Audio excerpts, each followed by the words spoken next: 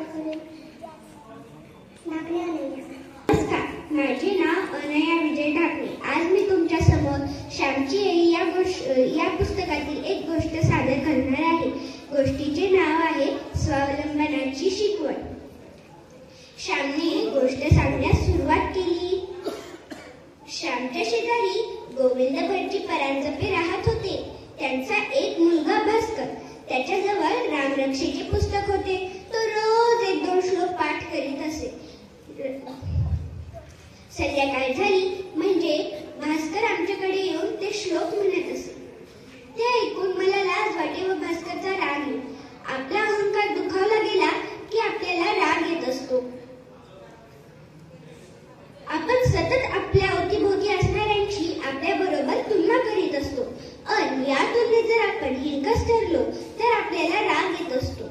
उंच पाहून जो खुजा बुट पैलवान असतो त्याला त्याचा तिरस्कार वाटतो. आपल्याहून दुसरा हुशार आहे हे पाहून आपल्याला राग येत असतो. हे पाहून आपण दुःखी होतो. भास्करला रामरक्ष येते याचे मला वैषम्य वाटे. तो मुद्दामच पर्वचा स्तोत्र वगैरे म्हणण्याच्या वेळेसच आमच्याकडे येऊन ते श्लोक म्हणे.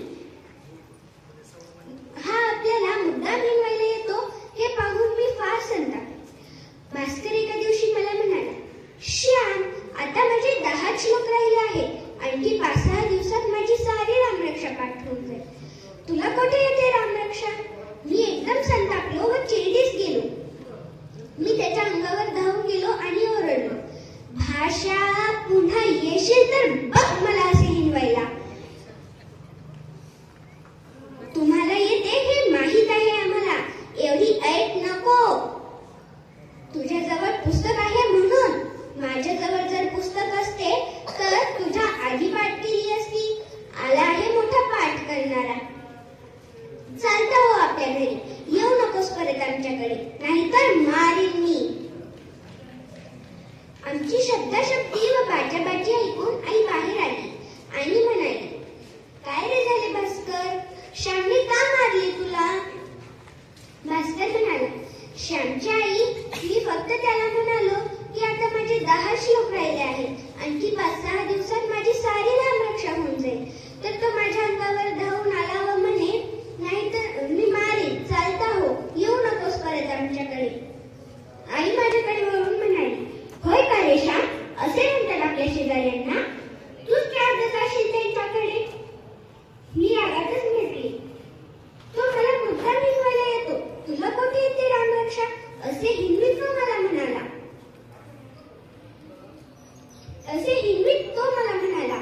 विचारताच त्याने असे म्हटले की नाही, जसे अगदी सासून स्वतःच काही सांगत नाही, खोटारडा कुठला. मला रामरक्षा येते व तुला येत नाही, याच्यात काय रे त्यांनी चिडविले? आपला कमीपणा दाखवला म्हणून रागवावे कशाला? आपण तो कमीपणा दूर करावा. भास्करला वाटते की श्यामनेही रामरक्षा शिकावी म्हणून तो तुला चिडवितो. राम विजय हरी विजय परत परत वाचतोस, मग रामरक्षा का पाठ करीत नाहीस? मी म्हणालो, भाऊ शिकवीत नाही व माझ्याजवळ पुस्तक नाही. आई म्हणाली, भास्करचे पुस्तक आहे ना, ते त्याला नको असेल तेव्हा घेत जा किंवा त्याच्या पुस्तकावरून उतरून घे. भास्कर आपल्या घरी गेला. मी मनातल्या मनात काही निश्चय केला.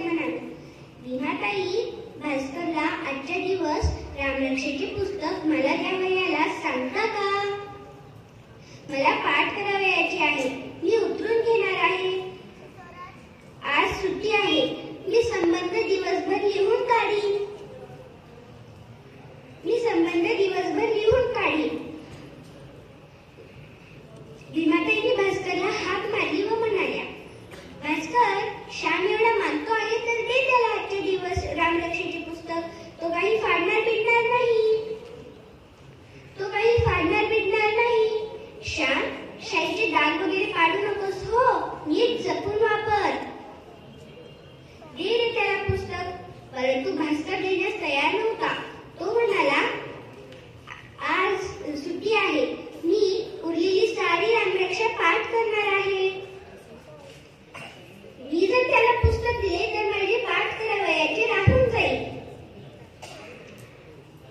भीमाताई त्याच्यावर रागवल्या व म्हणाल्या, तुझी ही आजच आली आहे, हो की नाही रे? उद्या परवा पाठ कर की. तुझ्या शेजारचा श्याम ना, त्याच्याजवळ कसली आधी दाखवितोस? दे त्याला पुस्तक, नाही तर बघ. भीमाताईचा राग भास्करला माहिती होता. त्याने रागातच मला पुस्तक आणून दिले. मी पुस्तक घेऊन आलो आणि लिहावयास बसलो. लिहिण्यास एकांत मिळावा म्हणून मी गुरांच्या गोठ्यात गेलो. नोट, लेखणी, वही सारे सामान सिद्ध होते. मी लिहिण्यास सुरुवात केली. दुपारच्या जेवणापर्यंत बहुतेक माझी रामरक्षा लिहून झाली. दुपारचे जेवणे आटपून मी पुन्हा लिहावयास बसलो. लिहिले संपले. मी भास्करचे पुस्तक लिहून देण्यास गेलो. भीमाताई म्हणाल्या, काय रे श्याम, झाली का रामरक्षा लिहून एवढ्या लवकर? मी म्हणालो, हो, ही पहा वही. भास्करला दुपारून पाठ करावयास पुस्तक हवे होते ना, म्हणून मी सारखा लिहितच होतो.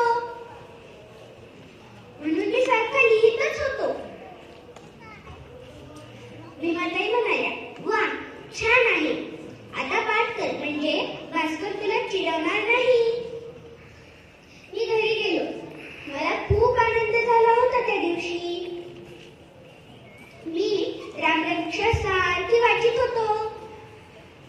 पुढच्या रविवारपर्यंत सारी रामरक्षा पाठ करावयाची असे मी मनात ठरवले. पुढच्या रविवारी वडिलांना एकदम चकित करावयाचे. मी रामरक्षा सारखी वाचित होतो. दिवसावर दिवस चालले होते. दररोज वेळ भेटला की वही काढली आणि बसलो पाठ करायला. असं व्हायचं. शेवटी दुसरा रविवार आला. मला केव्हा एकदा संध्याकाळी वडील बाहेरून येतात व केव्हा एकदा मी त्यांना रामरक्षा म्हणून दाखवितो, असे मला झाले होते. शेवटी संध्याकाळ झाली. मी अंगणात फेऱ्या मारित होतो आणि मनातल्या मनात रामरक्षा म्हणून पाहत होतो. वडील आले आणि हातपाय धुवून घरात गेले.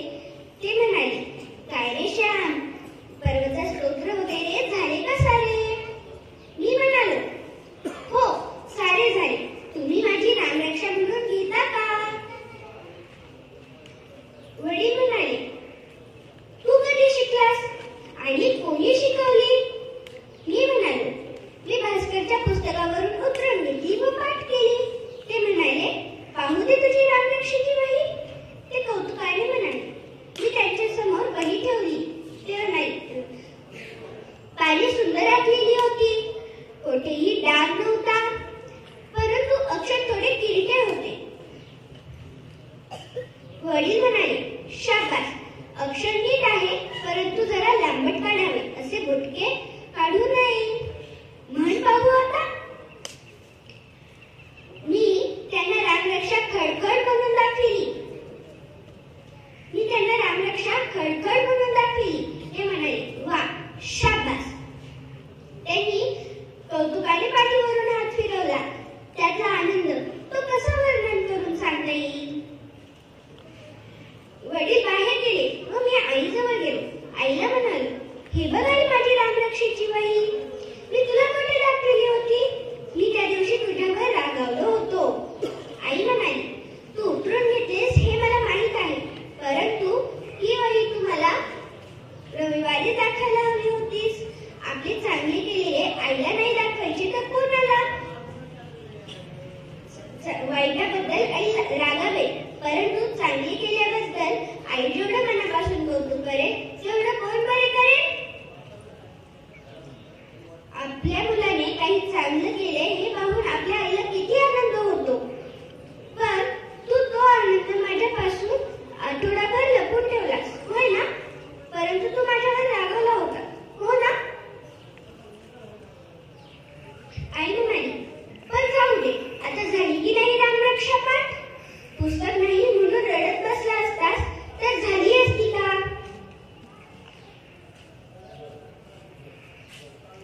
श्याम, आपल्याला हात पाय डोळे सारे आहे,